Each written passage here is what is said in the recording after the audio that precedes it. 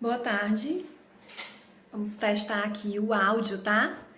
Pronto. Oi, boa tarde, Vinícius, Maglis. Vocês podem me sinalizar se dá para ouvir, se o áudio tá bom?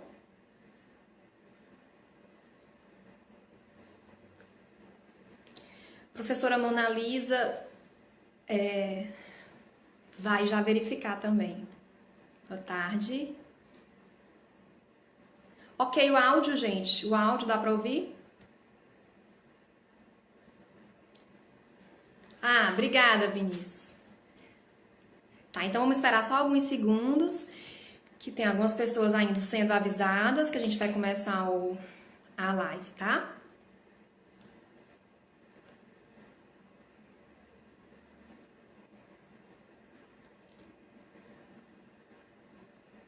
Só um instante.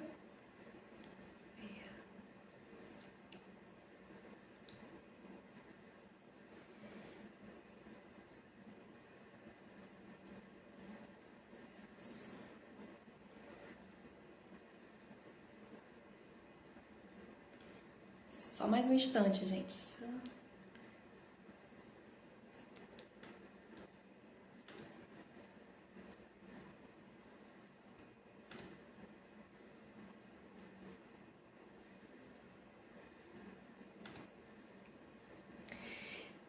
Tá. A gente vai começar por conta do tempo. Vocês já estão habituados aqui com as lives, são no máximo 60 minutos. E depois ela vai ficar salva, então não tem problema. Depois quem não assistiu pode ver. Nós não divulgamos, assim, a professora Mona Lisa não divulgou com antecedência essa live, porque por questões circunstanciais eu não poderia precisar para ela o horário que eu conseguiria entrar. Porque, enfim, com a quarentena, e eu sou mãe de duas crianças de 4 anos, que dependem dos cuidados integrais de mim o tempo todo, então é a hora que elas dormiram, tá? Então, se alguma aparecer chorando aqui, acordando, vai ser a hora que vai acabar a live, tá, gente? Espero que dê tempo suficiente. Eu vou falar um pouco de improviso. Oh, a professora Mona Lisa entrou. Oi, professora. Eu anotei, eu tô olhando sempre aqui pra lateral, porque eu anotei alguns pontos que eu vou conversar com vocês, tá? E aí as perguntas, acredito que a professora Mona Lisa vá selecionando, anotando pra gente fazer no final, é isso? Pronto, ela vai sinalizar aqui. A professora que coordena, né, o núcleo entrou em contato comigo, nos convidou para abordar um tema que está sendo muito discutido e solicitado durante essa pandemia, que é a questão do luto, né? Das questões que envolvem luto e pandemia do Covid. Inicialmente, assim, gostaria de agradecer muito o convite da professora Mona Lisa, assim, a gente tem uma participação em algumas bancas. A professora Mona Lisa, sempre que eu a convido, ela sempre coopera muito nas bancas de orientação dos meus alunos. Tá aqui ela falando, prazer de receber e de escutar, o prazer é meu, Mona Lisa.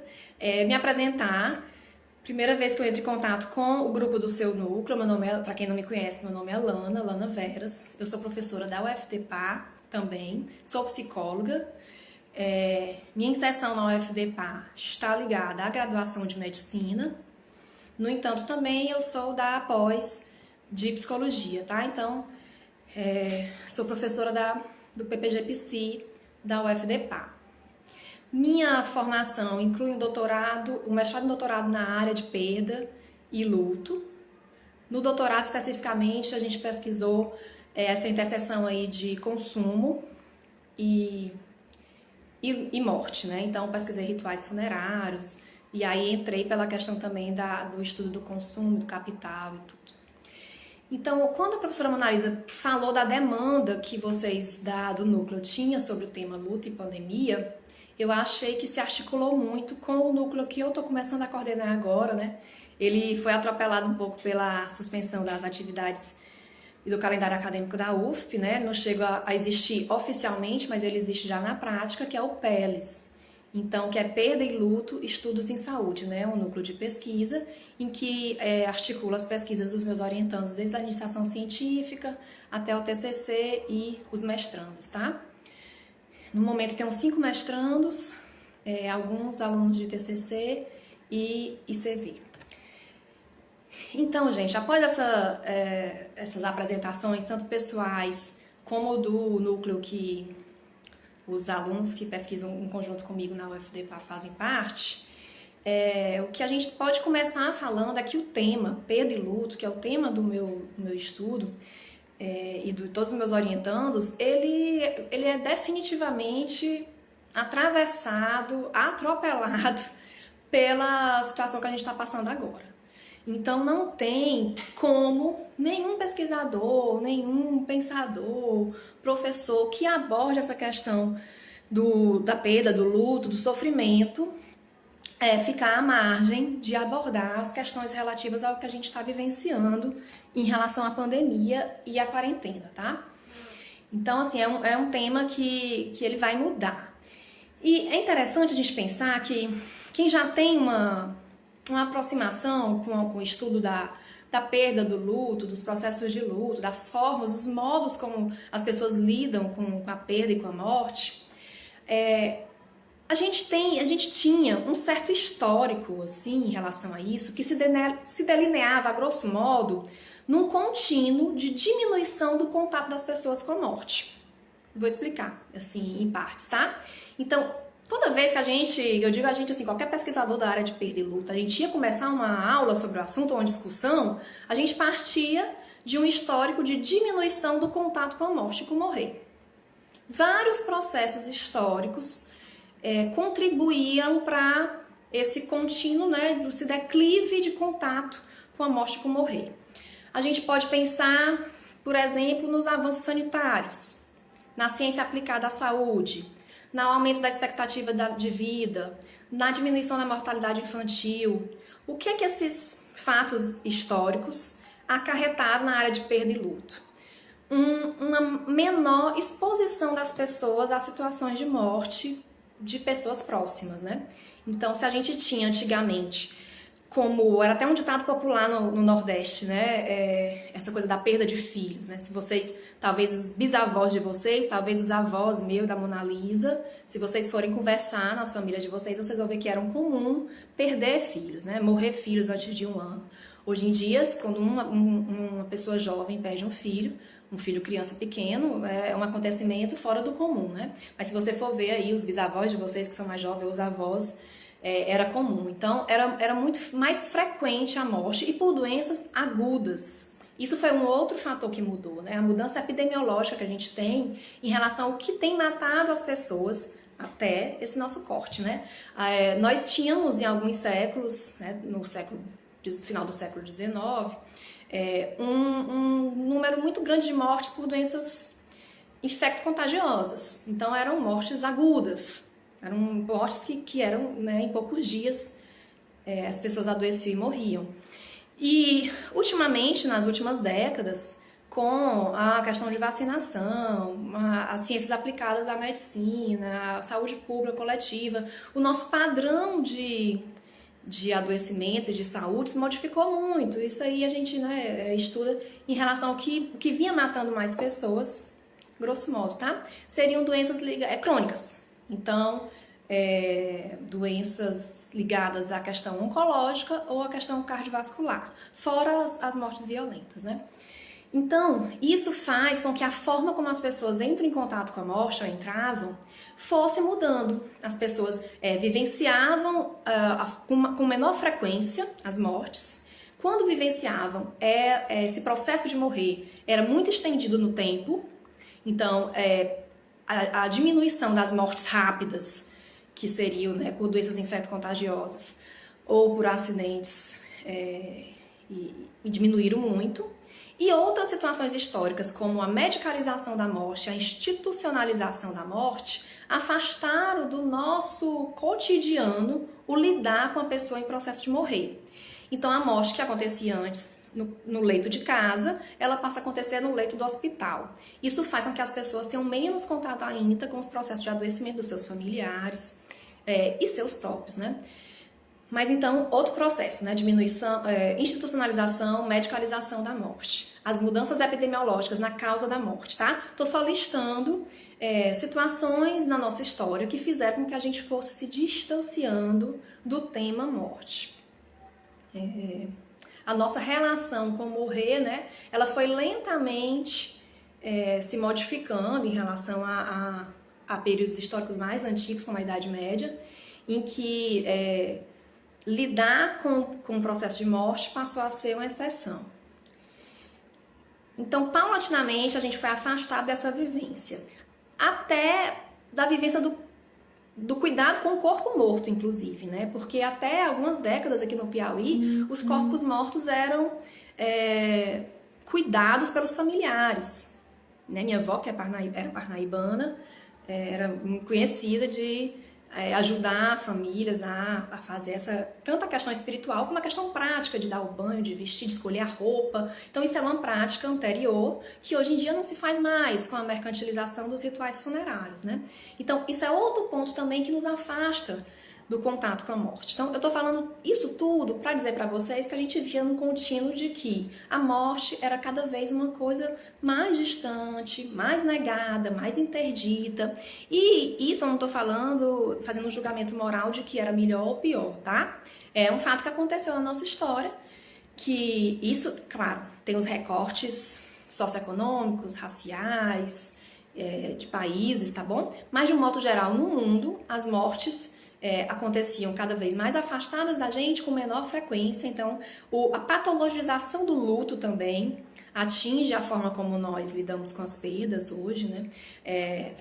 A interdição da expressão de sentimentos de tristeza e de pesar. Então, todos esses eventos que quem trabalha com esse tema passa aulas e aulas explicando, contribui para que nós colocássemos a morte, morrer e a nossa finitude como um tema longínquo, um tema afastado das nossas reflexões vivenciais, porque ultimamente esse tema ele tem entrado muito nas reflexões acadêmicas, teorizantes. Aí a gente pode até tecer alguns comentários sobre como é uma forma também de negar, porque o que tem de curso de tanatologia, de morte isso, morte aquilo, né, livros. Então, hoje em dia, isso é mais um processo de mercantilização, de transformação em produto de consumo de tudo, né? E por que não a morte? Mas se você for perceber, uma coisa é tratar o tema academicamente, teoricamente, cognitivamente. Outra coisa é vivenciar uma perda. Então, é muito mais frequente hoje em dia que a gente veja palestras ou cursos sobre o tema morte e finitude, mas de fato discutir ou refletir ou entrar em contato com a nossa finitude ou com a possibilidade da morte de alguma pessoa que a gente ama, isso continua interditado, isso continua difícil. Então, vindo nessa situação social, né, a gente aí abarroado, atropelado pelo que está acontecendo em relação à pandemia, tá? Então, é como se a gente fosse abruptamente sacudido por uma situação que desmorona todos esses pilares que vinham sendo construídos há décadas, há séculos.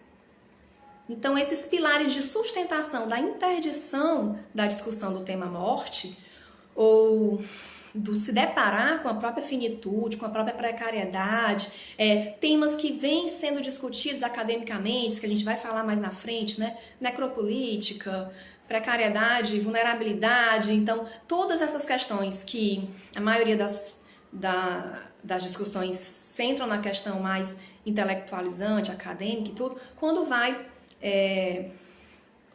a gente tem a entrada do tema pandemia, é como se a gente fosse sacudido e esses pilares, eles se balançassem, né? A característica que a gente tem de disseminação rápida do vírus, aliada à nossa inabilidade como sociedade de construir sistemas de saúde capazes de lidar com a situação, porque não é o vírus em si o nosso problema. Nosso problema é como atender as pessoas com esse vírus, né? Como ter um sistema que possibilite atender a quantidade de pessoas adoecidas por esse vírus, né? Sendo que a gente tem uma saúde pública que vem sendo sufocada no Brasil, por exemplo, há anos. uma saúde pública, né, um sistema de saúde público, o SUS, que já vem sendo atacado,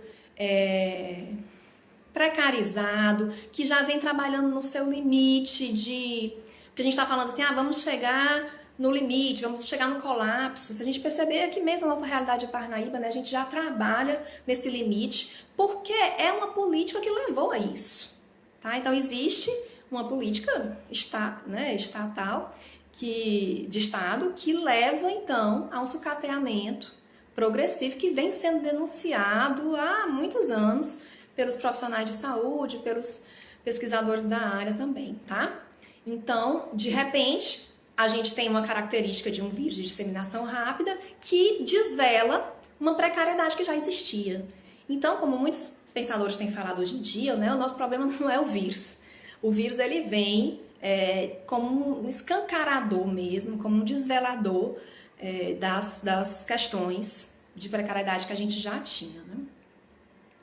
Então, a gente tem uma situação dessa em que é produzido, então, mortes agudas e numerosas. Então, veja, mortes agudas quer dizer rápidas e numerosas. É o contrário do que a gente vinha vendo historicamente que acontecia com a situação da morte em geral, né? A gente tinha um quadro de mortalidade tendendo a cronificar e a diminuir. Expectativa de vida aumenta, claro, que guardada diferenças em cada realidade. Mas a gente vinha assistindo a uma diminuição disso. E de repente, abruptamente, a gente tem mortes agudas e numerosas. Então, essa situação tem produzido cenas de terror. Ainda tem o advento ainda da nossa facilidade de comunicação hoje, audiovisual, que nós temos acesso instantâneo a imagens de outros países, que há um século atrás a gente não tinha isso, né? Então, a gente não sabia o que estava acontecendo, assim, a imagem tão rapidamente como a gente tem hoje. Então, nós temos acesso a imagens de como foi que o Covid atingiu alguns países da Europa, bem mais ricos que o nosso. E a gente já tem cenas de terror, como aquelas cenas dos cemitérios, né? Daquelas covas, valas comuns, aberta com tratores, de corpos esperando refrigeração no corredor do hospital, no Brasil. Essas cenas, elas são tão terroríficas que praticamente, às vezes eu percebo que elas não são quase assimiláveis pela nossa compreensão de homem moderno ou pós-moderno. É como se as pessoas vissem aquilo, mas não comove a todos de forma tão intensa, porque a gente constrói também um lugar do outro, né? Então, o outro, ou o trem, é essa realidade que acontece lá longe, né? Então, só quando esses números vão se transformando em nomes e vão se aproximando da gente, é que essa situação de pandemia começa, então, a provocar o nosso contato com a nossa própria finitude ou com o próprio temor de perder pessoas que a gente ama, né? Então, eu penso que a gente pode abordar esse tema luto e pandemia de muitas maneiras, tá? Inicialmente, a gente pode, apenas para ser didático, tá? Pensar nos atravessamentos individuais, nas vivências dos indivíduos em relação à situação de perda, de morte que o mundo está passando, tá? Então, eu elenquei aqui alguns pontos para a gente pensar em relação a vivências individuais, familiares, tudo que as pessoas estão passando em relação a isso. A gente pode pensar na quarentena, por exemplo. Um tema que a gente pode discutir aqui seria a quarentena para quem pode fazer a quarentena e as dificuldades que ela traz. Porque se vocês perceberem, se vocês derem uma flanada aí pelos Instagrams dos núcleos de pesquisa ou dos Instagrams que discutem o tema, vocês vão ver que há várias formas de abordar a questão luto e pandemia, né? Então, muitas pessoas estão preocupadas e discutindo a saúde mental de famílias ou de pessoas em situação de quarentena, tá? E aí a gente tem que ver que isso é uma realidade, é uma demanda, mas é um grupo específico, né? Pessoas que podem fazer quarentena ou que estão podendo estar em quarentenas. Então a gente tem aí dificuldades como organizar trabalho à distância, pessoas que não tinham nenhum treinamento, nenhuma preparação, a empresa não tinha preparado como realizar esse trabalho à distância. Como lidar com a escola à distância. Então, as famílias que têm filhos estão com esse desafio. Como lidar com, de repente, essa atribuição de estar participando da educação do filho ou está submetendo essa criança, na verdade eu vejo mais assim, né, a praticamente uma violência de esperar que elas tenham uma produtividade, digamos assim, semelhante ao que ela tinha anteriormente, ou até maior, porque agora ela está sob vigilância maior da escola e dos pais, né? Então todo mundo está um pouco ansioso, quem está podendo fazer essa quarentena, e cobra-se das crianças e dos adolescentes que eles continuem vivendo a vida como se nada tivesse acontecido, estudando e fazendo provas, tá? Então tem essa questão da escola, é muito problemática essa escola à distância. A gente vê o aumento dos conflitos familiares. Então a gente tem o aumento aí de violência doméstica, violência doméstica, lê-se, né? Violência contra mulheres e crianças. E a gente tem questões de saúde mental, como depressão, ansiedade, aumentando exponencialmente, digamos assim, que nem a curva do vírus, né? Nesse ambiente de confinamento, tá? Então, só esse recorte já dá muita questão para a gente discutir, né? A questão, entra aí o atravessamento do machismo, do feminicídio, que vai aumentar aí os conflitos familiares, a quantidade de famílias em que esses homens que tinham o espaço da rua, da casa da rua, para citar aí Roberto da Mata, de expressão da agressividade, agora ela se direciona toda em casa, adicionado aos conflitos econômicos, né? Então, só esse recorte a gente já poderia discutir muita coisa. Mas a gente tem um recorte também da quarentena para quem não pode fazer a quarentena, ou que mesmo fazendo, ela acarreta em dificuldades muito, muito radicais naquela família, né? Em relação à questão da crise financeira. Então, a gente está vendo que a, entre aspas, né, mão invisível do mercado é muito mais que invisível, ela é ausente. Ausente não, ela é a mão que empurra para afogar, né? Porque ela é muito mais que invisível que ausente. Ela é ativa no processo de precarizar os trabalhadores, tá? Então, o apoio da mão do Estado, que vinha assim, sendo colocado como a ser retirado, não é? Então, todas as falas que a gente tinha do sistema econômico brasileiro, né, da política brasileira do governo federal, era de diminuição desse Estado, e hoje em dia a gente assiste praticamente a um pedido de um Estado mais presente, maior, socorrendo principalmente os grandes conglomerados do capital, tá? Então, a gente tem um discurso também que responsabiliza o indivíduo. Então, ele acaba colocando o indivíduo numa posição muito injusta e cruel, que esse indivíduo tem que escolher entre sustentar sua família ou se expor ao vírus, ou não se expor ao vírus. Então, é como se eu pudesse tratar essa questão como uma escolha pessoal de, eu tenho que ir por trabalhar, eu tenho que ir para a rua, eu tenho que me expor, porque se eu não me expuser, eu não sustento minha família. E quando a questão é colocada assim, é uma situação que a escolha fica muito difícil. Quando é esse dilema que é colocado, as pessoas tentem a compreender que as pessoas têm que ir mesmo trabalhar, porque quem está em casa é um privilegiado e que quem não é privilegiado tem mesmo que ir buscar o pão de cada dia. E não percebe que esse mesmo Estado, que não pode suprir esse pão de cada dia para essa população que está em situação precária financeiramente, ele pode sim dar a mão para os bancos, né? Ele pode sim dar a mão para as grandes empresas, tá? Então, esse discurso individual é muito cruel, é muito injusto, trata a questão como uma escolha pessoal e que essas pessoas devem fazer, né? E não um projeto coletivo onde todos nós somos responsáveis por essas pessoas e elas também por nós, né? Elas também por nós no sentido de que fazendo o isolamento, por exemplo, elas ajudam a gente a lidar melhor com a situação em relação à questão de saúde, né? E que nós, enquanto sociedade, deveríamos, claro, possibilitar com que essas pessoas tivessem acesso a uma renda mínima que fizesse com que elas ficassem em casa com a mínima tranquilidade, né? Mas o que a gente tem assistido, ao contrário disso, é a proposta de flexibilização das leis trabalhistas, muita demissão, muito aumento da precarização, né?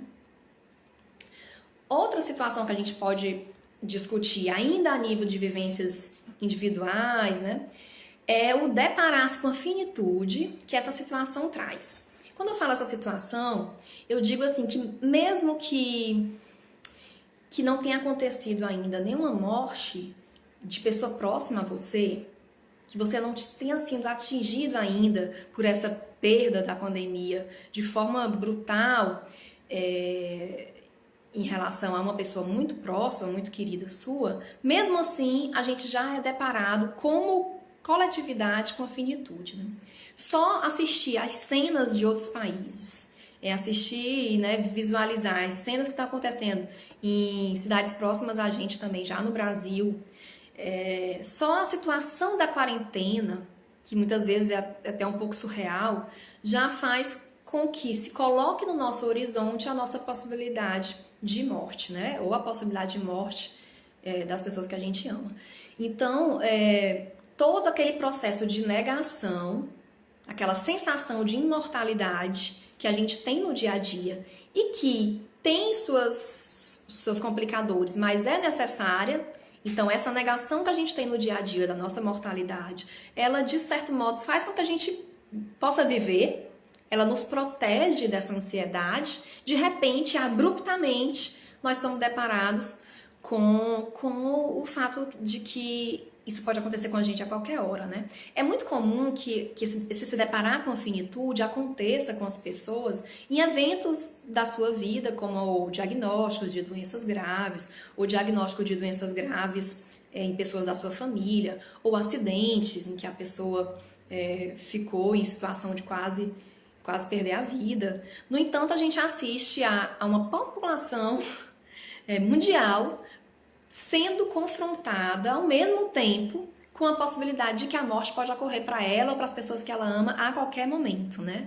Então é claro que essa situação ela vai ter repercussões na maneira da gente lidar com a vida e claro, nos modos da gente lidar com a morte e com o morrer, tá? Outra possibilidade de a gente discutir o tema é se deparar com a morte em si. Aí não mais como possibilidade concreta, mas como ocorrência, tá? Com perdas na família mesmo. Então a gente já começa, aqui mesmo em Parnaíba, a vivenciar a personificação, digamos assim, dessa perda. Então elas começam a não ser mais número e começam a ser, é o pai da amiga da minha filha, é o sobrinho da minha aluna, uma outra pessoa conhecida, ela vai cada vez se aproximando mais, né? O pai de uma amiga. Então, de repente, ela começa a lhe cercar e a realçar a possibilidade que ela pode sim acontecer com qualquer um. Então, a gente tem, quando essa perda acontece mesmo com pessoas muito próximas da sua família, as dificuldades do luto, elas são potencializadas. Então, se a gente já tem nos estudos do luto fases, os sentimentos como negação, culpa, raiva, tristeza, numa situação como essa, a possibilidade desses sentimentos serem potencializados é imensa. Logo porque a gente está assistindo a uma ausência ou diminuição dos rituais funerários, uma ausência da rede de proteção, da rede de apoio.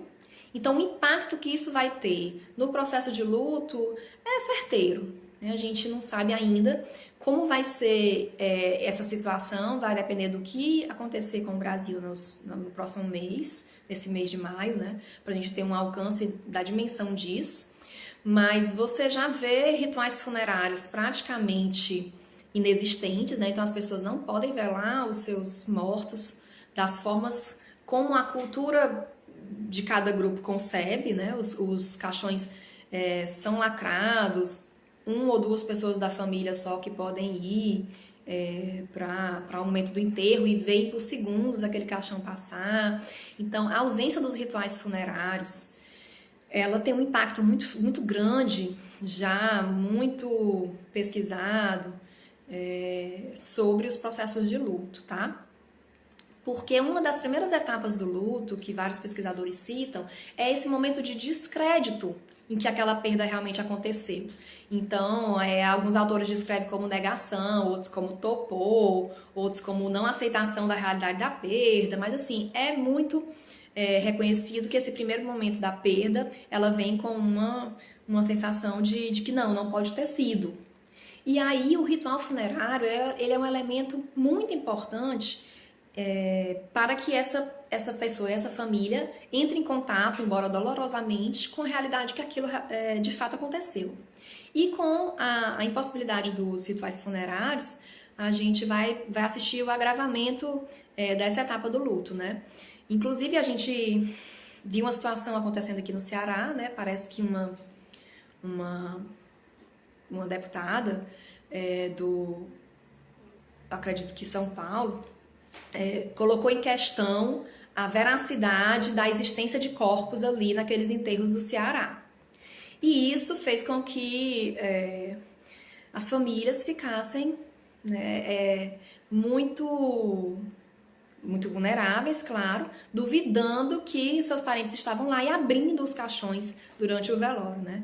Então, isso para quem estuda as fases do luto é muito compreensível, o lado das famílias, claro, né?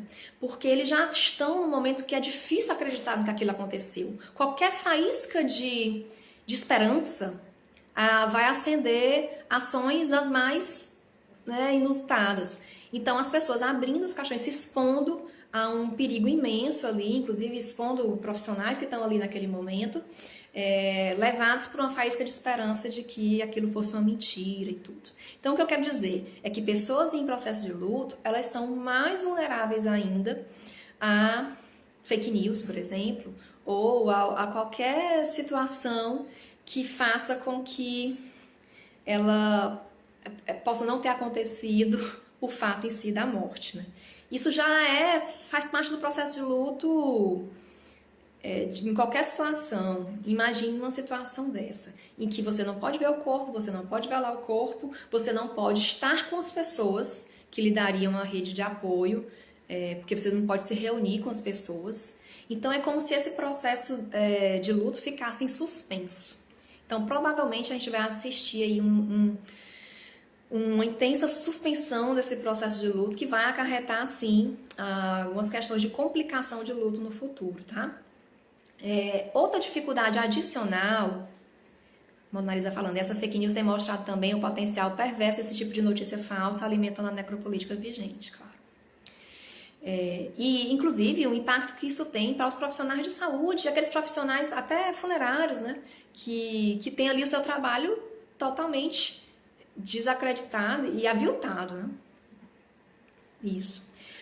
Outra questão que a gente pode ver, ainda para finalizar esse âmbito das questões individuais, são dificuldades adicionais para as pessoas pertencentes aos grupos de risco, tá? Então, pessoas dos grupos de risco, como idosos, como portadores de doenças crônicas, né? Elas estão como se fosse com o pescoço na guilhotina, uma guilhotina de acusação. Porque vejam que, em lugar delas serem consideradas, né, pessoas a serem protegidas, elas passam então por esses discursos parecidos com os autores dessa fake news, a serem acusadas. Então veja que situação perversa para quem está no grupo de risco, né? Já não basta, a todo momento, ela ser mais defrontada ainda com sua finitude, porque qualquer idoso que lê qualquer notícia ou lê qualquer WhatsApp, tudo, ele só está toda hora se deparando. Você tem mais chance de morrer. Pode ser que você morra mais fácil. Então imagina como é para uma pessoa que está numa quarentena aí há 40 dias, a todo momento só se fala do assunto que existe uma coisa lá fora que quer matar ela. E essa coisa é o vírus. Só que não é não, né? A gente sabe que não é o vírus que quer matar ela. E aí, por isso que eu digo, sendo culpados. Porque aí tem todo um discurso de que, ok, esse grupo, né? E aí a gente vai entrar por outra discussão, a necropolítica e de quem é passivo de luto, né? Porque, então, assim, a dificuldade adicional desse grupo de risco, assim, eu fico imaginando como ser idoso ou ser portador de doença crônica nesse momento e ser bombardeado o tempo todo com, olha, tem uma coisa aí lá fora que quer lhe matar. E muitas pessoas compreendendo que essa coisa aí lá fora que quer lhe matar é o vírus, mas muitos outros já discutindo que não é bem o vírus não, né, que quer lhe matar. Que quer lhe matar é um sistema do capital, político, econômico, que diz que você é população em excesso, né? Você, aí já vai o Bembe, né, que vai colocar isso, que você é excesso populacional dentro da lógica de mercado, você está excedente ali, você não há necessidade sua nessa lógica do mercado, então é melhor, não vai fazer falta. Isso fica muito evidente, isso fica duramente concreto nas falas do nosso presidente, né? Então, passando para um outro âmbito de discussão do tema luto e pandemia, não tem como a gente discutir luto na pandemia se a gente ficar só circunscrito nas vivências pessoais, né? As vivências das pessoas, elas existem porque essas pessoas estão inseridas em questões mais macro, tá? Então, não tem como a gente falar de luto na pandemia sem a gente abordar, por exemplo, o conceito que a professora Mona Lisa deve discutir muito com vocês, que é de necropolítica. Então, a gente tem aí, por exemplo, né, o Achille Mbembe, que é quem vai trazer o conceito, que ele vai falar da necropolítica como um processo de uma política de deixar morrer e fazer morrer. E aí se perguntar, sim, deixar morrer e fazer morrer a todos?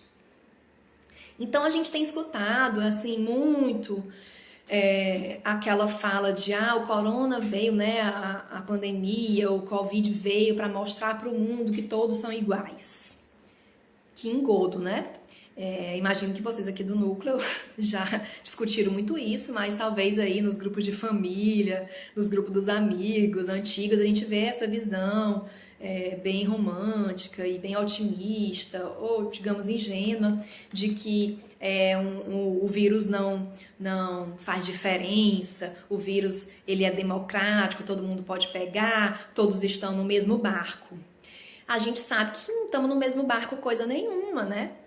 A gente sabe que alguns, poucos por sinal, estão em grandes cruzeiros, onde continuam suas festas, seus, né, todo tipo de privilégio, seus banquetes, e outros estão nos botes salva-vidas aí, nas fronteiras, sendo alvo de tiro, de fome, de sede. Outros continuam aí numa viagem, digamos, geracional, nos navios negreiros, que nunca portarão em terras justas, né?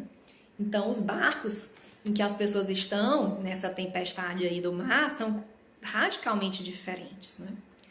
E a gente tem, na discussão alguns barcos estão furados. De Stephanie, alguns barcos, não é que eles estão furados, é que eles são furados, assim, eles passam por um processo de ser furados.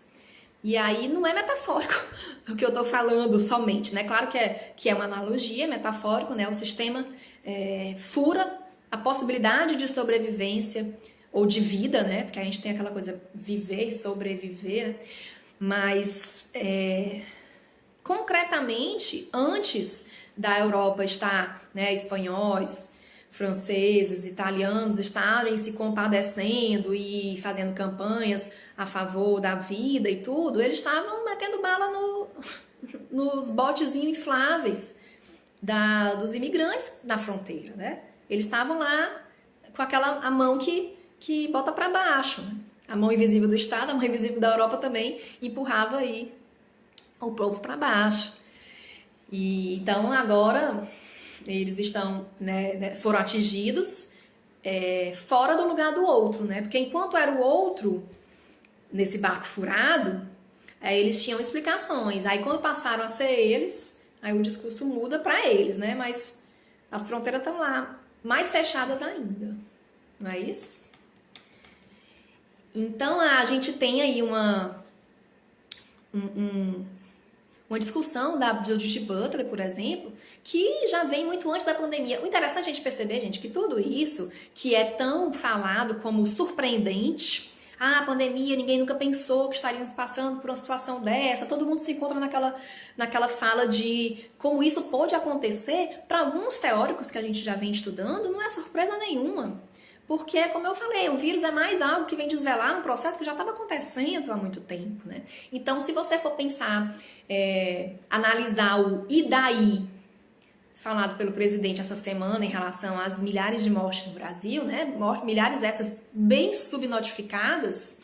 Se a gente for analisar, utilizando os conceitos da Butler de vidas não passíveis de luto, a gente for analisar esse comentário e daí, a gente vai ver que é muito o que ela já vem falando há muitos anos, né? Então, há vidas que seriam passíveis de luto. Por essas vidas, a sociedade se enluta, tá? E vidas numerosas que não... A perda dessas vidas, a eliminação dessas vidas, ativa a eliminação dessas vidas, não causa nenhum pesar na sociedade, tá? Então, assim, isso já vinha sendo discutido pela Butler há muito tempo.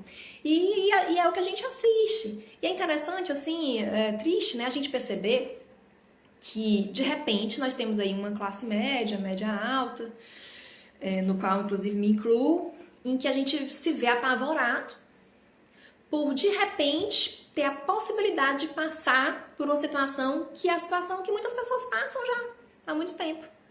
Então, de repente, eu me pego pensando, e se eu precisar de um hospital e não tiver? E se minha filha precisar de um hospital e não tiver? E se minha mãe precisar de um hospital e não tiver? Que horror! E aí todos os meus grupos de pessoas na situação, né, como eu, classe média, tudo, apavorados com isso que aconteceu de novidade no mundo, que eu posso precisar e não ter. E aí, se você pensar, né, são pessoas que estão apavoradas pela possibilidade de vir a passar por uma situação que é a vida de muitas, muitas, muitas pessoas. Então, o cotidiano de muitas famílias que vai ter aumentado, porque aquela coisa para pior não tem limite, né? Então, na situação das famílias em precariedade que realmente a gente vai ver um aumento que a gente já pensava que era o máximo de precariedade que algumas famílias poderiam viver, mas a gente vai descobrir que não é. Então, elas vão sofrer mais ainda com a dificuldade de acesso, e essa dificuldade que já era do cotidiano dessas famílias é o que apavora, por exemplo, a classe média, média alta, né? Que é o que a gente viu, assim, as pessoas se horrorizando, olha, que isso aconteceu na Europa, isso aconteceu em países ricos e tudo, né? Então, a gente vai ver que a pandemia, com a pandemia, o modo como o poder de morte opera, ele vai se modificar, não radicalmente, né? Ele vai se ampliar e no sentido das fronteiras, né? As fronteiras da necropolítica, elas vão chegar na sua porta. Sua porta que eu digo, sua porta classe média, média alta, tá? Falando para essa classe média, média alta. Então, de repente, essa política da necropolítica de fazer morrer, de deixar morrer, de fazer morrer, ela vai bater a sua porta. E aí, porta essa, diga-se de passagem, que vai ser atendida por um porteiro de um condomínio ou por uma empregada doméstica que não teve licença remunerada para fazer sua quarentena, né? Então, de repente, né, nessa porta que é atendida por esses trabalhadores, a gente vai ver a possibilidade das políticas de morte operar também na sua proximidade. Então, quando são, né, os seus pais ou os seus filhos com doenças crônicas que passam a também ser descartáveis, como já eram os outros grupos, como diz Mbembe, né, todos aqueles que formam uma humanidade, aqui é a frase dele, todos aqueles que formam uma humanidade excedente em relação à lógica econômica liberal. Então, todos esses, que são numerosíssimos, que já viviam o que alguns temem a possibilidade de viver, né? Então, a pandemia ela fez com que a classe média e alta também sentisse pelo menos o temor de ter uma experiência que é a vida toda de muita gente. Então, isso é dolorido de perceber, né? Que de repente você teme ter aquela vida que aquele outro já tinha e muitas vezes você, como sociedade, não fez nenhuma mobilização para ele deixar de ter aquela vida, né? O que as declarações do presidente, por exemplo, elas vão escancarar é que o Estado e o capitalismo são assassinos, né? Então, a gente vai ver que há uma horrorização por parte de muita gente quando entra em contato com esse discurso. Então, muitas pessoas discutindo, até né, colegas, professores, ai, que absurdo que esse presidente disse, até alguns arrependidos, né, como a gente diz, que absurdo que ele disse, que absurdo que ele disse. Quando a gente vai ver, é um discurso genocida, em que as pessoas dizem, olha, ele pode acontecer um genocídio no Brasil. Não sei se vocês já viram alguém falando assim, né? Olha, pode acontecer uma grande quantidade de mortes no Brasil em relação a isso. Então, esse horror em relação ao genocídio em potencial, ele é interessante porque ele acaba fazendo um apagamento do que o genocídio ele é uma prática fundante do nosso país, né? Então, o nosso país ele está em genocídio, na verdade, desde do início da colonização. Então, o vírus ele só vai mostrar aquele genocídio como, assim, não tem como contestar o acontecimento dele, né? Mas esse processo de genocídio de grupos populacionais, ele é fundador da nossa sociedade brasileira, né? Queria também realçar uma discussão do Marildo Menegá sobre o tema. O Marildo foi um professor meu no doutorado do Rio e ele escreve um texto para mim muito impactante que é o Convergência do Terror. O Marildo Menegá é outro autor que vem há muito tempo já construindo um pensamento que vai apontar a precariedade do que a gente vive em relação ao capitalismo, né? E ele vai sustentar o argumento que a pandemia do coronavírus irá acelerar e tornar mais dramático o aprofundamento da crise do capitalismo. E é interessante que a primeira frase do texto dele, ele diz, né, a oportunidade fará a exceção se tornar definitivamente regra. Então, se a gente for tentar pensar um pouco essa frase em muitos contextos, no contexto, por exemplo, trabalhista, a oportunidade fará a exceção se tornar definitivamente regra. Se cada um de vocês pensarem no seu campo de trabalho ou de estudo, a gente pode perceber como várias situações antes não possíveis legalmente ou até moralmente, agora começam a ser aceitas, porque se vive no estado de exceção, é como se fosse uma exceção definitiva, sem maquiagem, como o Marildo fala, de uma guerra sem guerra declarada. Então, se coloca, né, um estado de exceção que já vinha sendo colocado desde lá do início do processo colonizador, né? Mas agora ele é muito escancarado ser uma guerra regular. Então, o vírus é colocado como inimigo, quando na verdade a gente sabe que não foi ele que trouxe essa situação de vulnerabilidade, precariedade. Ele só vai realçar mais ainda quem mais perde, quem mais vai perder é quem já perdia, né?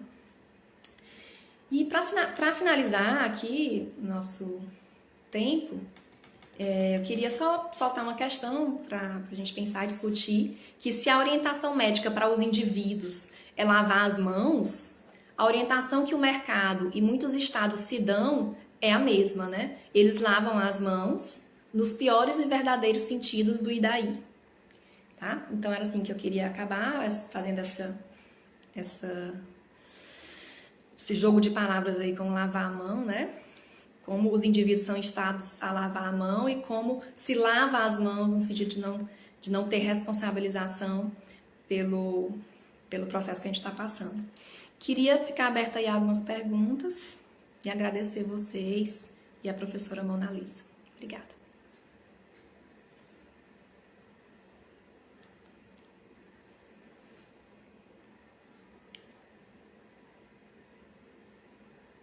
Vinícius, Abele.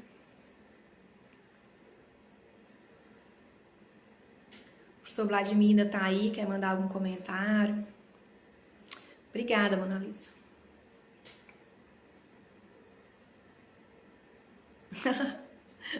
É a minha inauguração, viu? Minha estreia em lives. Nunca tinha feito isso.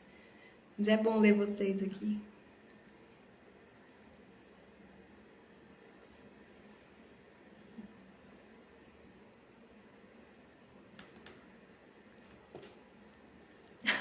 Vladimir. E, gente, eu tava escutando uma música só pra acabar, antes de entrar aqui, que é de uma cantora chamada Clarice Falcão, né? E a música é um pouco dura, vou separar alguns versos aqui pra vocês, né? Ela fala assim, ó, Mona Lisa, o mundo acabou, vocês podem procurar depois aí o vídeo, É o after do fim do mundo, né? Ela diz assim, ó, o mundo acabou, não foi explosão. Foi bem aos poucos, ninguém percebeu. E o que sobrou é prorrogação de um jogo que a gente já perdeu. Bem-vindos ao after do fim do mundo. Eu sou a Xepa, você é a Xepa. Obrigada, Sofia. Vlad, quero ver a sua. Como se pode produzir resistências a essa política de morte? Eu acho que, de certo modo, até uma discussão dessa é resistência, os projetos de extensão que você, por exemplo, professor Vladimir, que a professora Mona Lisa fazem, visibilizando a precarização de vidas não passíveis de luto, né, como os moradores de rua de Parnaíba, como população LGBT, trans, como população carcerária, já são formas incríveis de produzir resistências a essas políticas de morte, mas elas são muito intensas mesmo. Ricardo.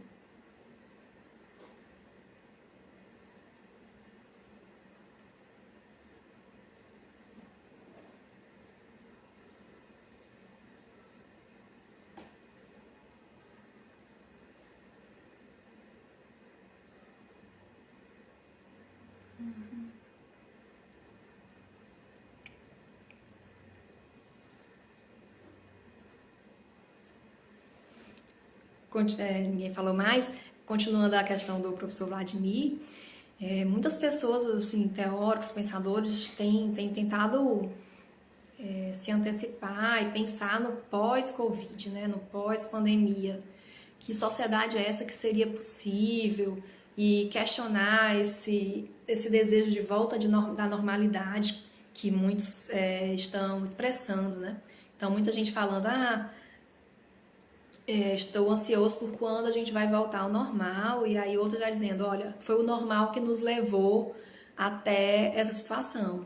Então, eu acho que uma forma de resistência seria a gente ampliar a discussão ao maior número de pessoas pudessem refletir sobre questionar esse normal, questionar o que não se pode mudar, só tem essa possibilidade de modelo econômico, só pode ser assim, e tentar compreender que o que é considerado a normalidade anterior ao que a gente estava foi que possibilitou, foi que ocasionou a situação em que a gente chegou.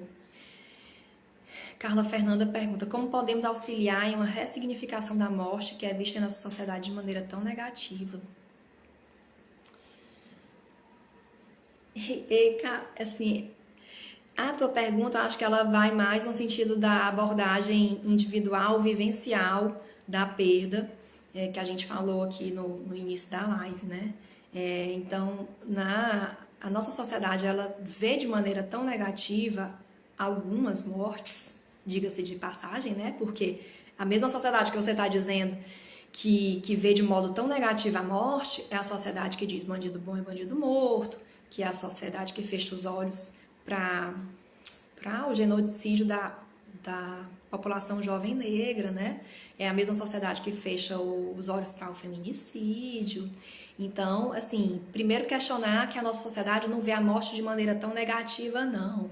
Ela vê algumas mortes, né? E eu sei que você parte desse pressuposto também, dessa realidade também. Agora, falando especificamente da morte como vivência pessoal de cada um, essa sim, a sociedade vê como negativa e a gente vê os processos de patologização da tristeza. Então, isso é algo que eu não vejo como essa pandemia vá se modificar, não, né? A gente vê uma patologização, uma interdição da expressão da tristeza, ou uma saída dela via consumo, por exemplo. Então, eu acho que a gente pode auxiliar na ressignificação da morte de modo tão negativo quando a gente começa a possibilitar com que as pessoas a vejam negativo, sim. É muito ruim perder alguém. É muito ruim se saber finito. Né? Então, eu não sei se a gente deve fazer isso que você me pergunta. Será que a gente deve auxiliar, ressignificar a morte para que ela seja vista de outra forma?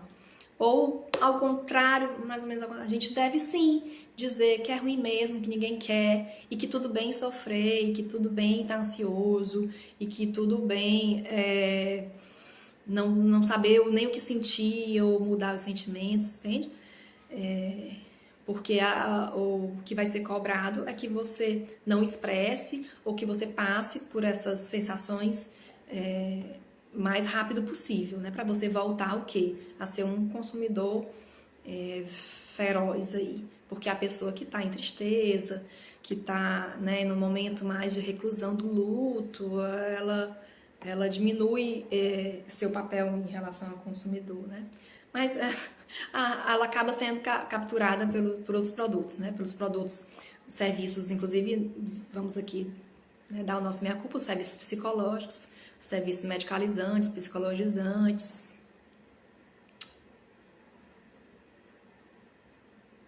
Rigos, não tá tudo bem não.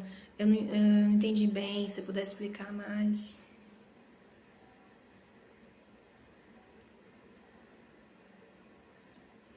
Mona Lisa, não sei o tempo aí. Você que vai dizer, tá? Ou então o Instagram, quando derrubar aqui nossa transmissão.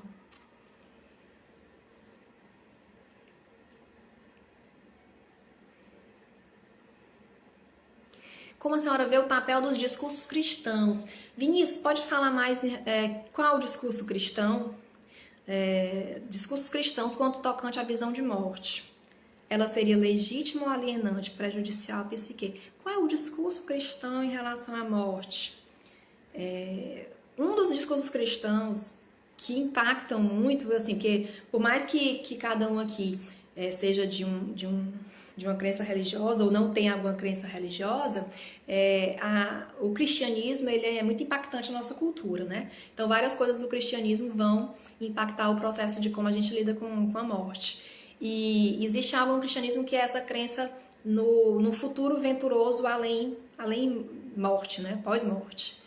Então, tem muito impacto dessa fala cristã, de que aqui você pode sustentar o sofrimento e num pós-morte você iria ter a felicidade. E a gente vê que o discurso do consumo e do capital, ele não se coaduna com o discurso cristão. Porque ele vem, e inclusive, claro, porque ele vem no discurso do protestante e do cristão, né? Que é o discurso muito mais protestante, no sentido de que aproveite agora. Você tem direito de aproveitar agora. Então, isso que o protestante veio trazer como você merece aproveitar agora, você pode, é um desejo de Deus que você aproveite agora.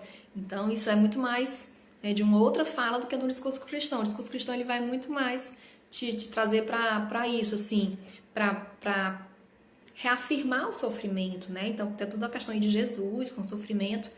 Então, as formas que a gente lida com a morte na contemporaneidade, elas vão se descolando um pouco do discurso cristão. Justamente sobre essa ideia de finitude. Ressurreição.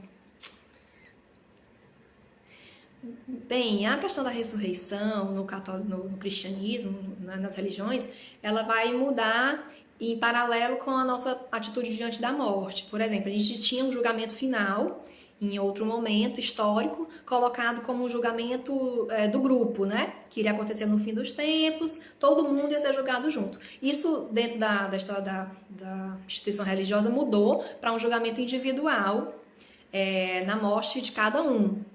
Então, que aí essa pessoa teria o inferno ou o céu. Aí foi criado o purgatório, né? O purgatório foi uma criação, né, que aconteceu dentro do processo da instituição religiosa, em que possibilitou um atravessamento da questão financeira no pós-morte muito grande, né? Porque a alma estando no purgatório, as pessoas que estavam aqui poderiam tirá-la do purgatório oferecendo missas ou fazendo doações à igreja e tal, né? Então, é muito variável durante a história da instituição religiosa como ela vai lidando com isso, justamente sobre, estou lendo o que vocês estão colocando, justamente sobre essa ideia de finitude que o cristianismo nos traz. Mas, Carla, qual a ideia de finitude que o cristianismo traz? Na ideia de focar que existe a finitude, não é isso? E a gente se descola disso.